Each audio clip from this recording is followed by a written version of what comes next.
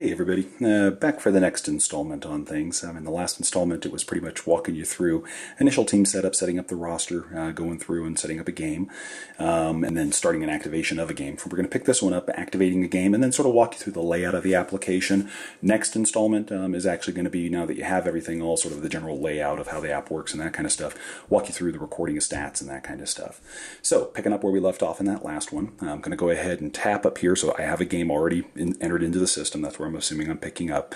You just tap to select. In my case, I have a variety of teams that I track. I set this test one up in that last go around, so I'm going to click on test, set up a single game for it, and it was test versus a team called other. I'm going to go ahead and activate that one. So at this point, you see that it brings the application up. Across the top, you have portlets. So basically, these are details about the top two left ones here are for tracking statistics about the game. So as things get filled in, you'll see, exactly shots, goals, all this kind of stuff for both the home team and the opponent team. Next thing here, time of possession, broken out by quarter, so you can see who's holding the ball, that kind of stuff. Next couple of them here then are hot players. On this one here, you've got shots, goals, assists on the left one. Next page comes over and you can see what you have, turnovers, takeaways, that kind of stuff.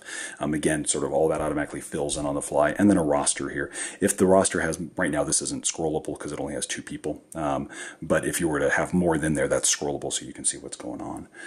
Down the left-hand side here, there's basically a bunch of buttons to set you up for context of the game. So in this case, the top 3 here are all about the timers. I've got a reminder here set up at the top. That's a little finger with a little string tied to it. I found myself often not remembering to start the timers when I'm in the heat of the game and I'm recording stats and I'm doing all this stuff. So I needed some kind of a visual cue. I experimented with a variety of things. And what I sort of settled on right now is, and this is if you want it, you don't have to do it, but if you want it, you can basically turn on reminders. And if you turn that on, I'm going to go ahead and tap the button there. You can see the whole screen got a blue tint to it, right? So it gives you a visual indicator. Blue basically means nothing's going. You can see it's flashing over here to remind you, hey, you don't have anything going. If I were to start with the next one, right, then you can see it gets a green tint to it. And that means that I'm recording for the home team. You can see the times counting up over here. If you then, want to stop it, you just tap it again, right? If you start the other guy, automatically that'll pick up. So again, it sort of gives you a visual indicator of what's going on. In my case, I'm going to go ahead and stop that, turn it off. That just gives you a feel for what's there. Next 5 buttons you have here, this is the quarter buttons. So basically we're in the first quarter. These are mutually exclusive, so you can just tap your way down it, right? So second quarter, you can see this jump to second quarter. Third, fourth, and overtime. I'm going to go ahead and go back to the first. Over here on the right-hand side, starting from the top, it's an undo button. Right now it's basically disabled, it's grayed out. That's because we don't have any stats yet recorded. But if you had stats, at least I often, right, we get the wrong player, we get the wrong stat, we load the wrong amount of time in for a penalty, something like that. This is how you basically get to undo it, and I'll show you an example of that. Shots and goals for the home team, shots and goals for the opponent team. And then basically what quarter you want to show the stats for. And unlike this, where this is mutually exclusive, these buttons basically all can be turned on, turned off. It's up to you.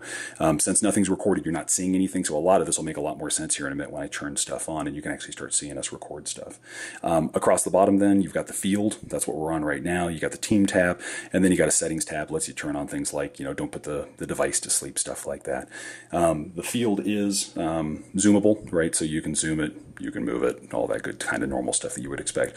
Usually the zooming and that kind of stuff is only when I have a whole bunch of shots. You'll see some games I bring up here where you got a bunch of shots. And if you want to see what's going on in front of the net, it's easy to zoom in and be able to see that.